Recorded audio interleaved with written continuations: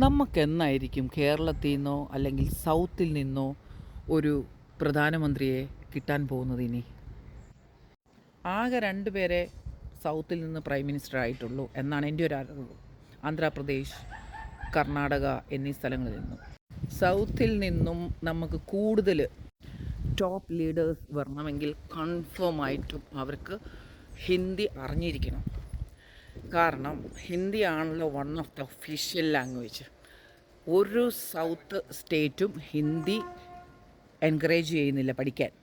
ഒരു രാജ്യത്തിൽ തന്നെ. അതുകൊണ്ടാണ് സൗത്തുകാരെ നോർത്തുകാർ സൗത്ത് എന്ന് പറയുന്നത്. അതിൻ്റെ ആവശ്യമില്ലല്ലോ ആക്ച്വലി. ഒരു രാജ്യത്ത് തന്നെ സൗത്ത് നോർത്ത് എന്നുള്ളൊരു വേർതിരിവ് വരുന്നതേ ഈ ലാംഗ്വേജ് കാരണമാണ്. സൗത്ത് അങ്ങോട്ടും ഇങ്ങോട്ടും അടിച്ചുകൊണ്ടിരിക്കും. കർണാടക പറയും അവരുടെ ലാംഗ്വേജാണ് പഴയത്, തമിഴ് പറയും അവരുടെയാണ് പഴയത്. ഈ ഒരു അടിയിൽ സൗത്ത് കവർ ചെയ്യണമെങ്കിൽ ഒരു കോമൺ ലാംഗ്വേജ് ഇല്ലാതെ പോവുക. അതേസമയം നോർത്ത് കംപ്ലീറ്റ് കവർ ചെയ്യണമെങ്കിൽ ഒരു ഹിന്ദി മാത്രം പറഞ്ഞാൽ മതി. എങ്കിൽ മാത്രമേ നമുക്ക് സൗത്തിൽ നിന്നും ടോപ്പ് ലീഡേഴ്സിന് കിട്ടാൻ പോകുന്നുള്ളൂ ഇൻ ഫ്യൂച്ചർ. വെളിയിൽ പോയി പഠിക്കുന്നവർക്ക് കുറേയൊക്കെ മനസ്സിലാവുമെങ്കിലും ഓരോ സ്റ്റേറ്റിലും, അതായത് സൗത്ത് സ്റ്റേറ്റിൽ താമസിക്കുന്നവർക്ക് വളരെ കുറവായിരിക്കും ഹിന്ദി മനസ്സിലാക്കുക എന്ന് പറഞ്ഞാൽ.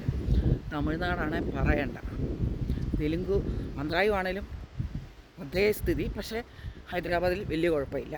കാരണം അവിടെ മെജോറിറ്റി ഓഫ് മുസ്ലിംസ് ഉള്ളത് കൊണ്ട് ഹൈദരാബാദിലുള്ളവർ സംഹൗ ദേ മാനേജ്. ഒരു കാര്യം സെൻട്രലിൽ നിന്ന് കൺവേ ചെയ്യണമെങ്കിൽ അല്ലെങ്കിൽ സൗത്ത് മുഴുവൻ കവർ ചെയ്യണമെങ്കിൽ 4 ലാംഗ്വേജ് പഠിക്കണം അല്ലേ? തെലുങ്ക്, കന്നഡ, മലയാളം, തമിഴ്. എങ്ങനെ പറ്റും? സോ ഇതൊരു പൊളിറ്റിക്കൽ അജണ്ടയാണ്. കാരണം സൗത്ത് നോർത്ത് ആ ഒരു വേർതിരിവ് വയ്ക്കാൻ വേണ്ടി മാത്രം പൊളിറ്റീഷ്യൻസ് എൻകറേജ് ചെയ്യുന്നില്ല ലാംഗ്വേജ് പഠിക്കാൻ. ഞാൻ പറഞ്ഞതിൽ എന്തെങ്കിലും തെറ്റുണ്ടോ? നീ ഇംഗ്ലീഷ് പറയരുതേ വെറുതെ. ഈ ഒരു ഭാഷ പഠിക്കാത്തത് കൊണ്ട് നഷ്ടം ജനങ്ങൾക്ക് മാത്രം. കാരണം കേന്ദ്രത്തിൽ നിന്ന് കിട്ടുന്ന ഓഫേഴ്സോ അല്ലെങ്കിൽ അവർ ചെയ്യുന്ന കാര്യങ്ങളോ എല്ലാം ഓരോ സൗത്തിൻ്റെയും പൊളിറ്റീഷ്യൻസ് അല്ലെങ്കിൽ നേതാക്കന്മാർ വിചാരിച്ചാലേ അത് ജനങ്ങളിലെത്തുള്ളൂ. അതുകൊണ്ട് ജനങ്ങൾ അറിയുന്നില്ല എന്താണ് കേന്ദ്ര ഗവൺമെൻറ് നമുക്ക് വേണ്ടി ചെയ്യുന്നതെന്ന്. കാരണം ഓരോ സ്റ്റേറ്റിലെയും മാധ്യമങ്ങൾ ഓരോ പാർട്ടിക്കനുസരിച്ചാണ് പ്രവർത്തിക്കുന്നത്.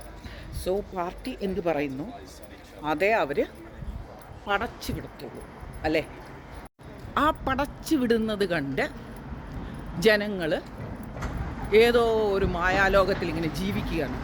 നമ്മുടെ രാജ്യത്തിൻ്റെ ഭാവി ഒരു റെസ്പോൺസിബിലിറ്റിയും ഇല്ലാത്ത കുറച്ച് രാഷ്ട്രീയ നേതാക്കന്മാരുടെ കയ്യിലാണ്. കുറച്ച് നല്ലവരുണ്ടെങ്കിലും എല്ലാവരും ഒന്നിച്ച് പ്രവർത്തിച്ചില്ലെങ്കിൽ ആ കുറച്ച് നല്ല കാര്യം ചെയ്യുന്നവരുടെ പ്രവർത്തനം വേസ്റ്റ് ആയിപ്പോയി അല്ലേ? യൂണിറ്റി ഈസ് ദ സ്ട്രെങ്ത് എന്നാണല്ലോ പറയുന്നത്, അല്ലെ? Unite is the strength. അതില്ലാതെ കുറച്ച് നല്ല രാഷ്ട്രീയക്കാർ പ്രവർത്തിച്ചതുകൊണ്ട് ഒരു പ്രയോജനം വരാൻ പോകുന്നില്ല അല്ലേ?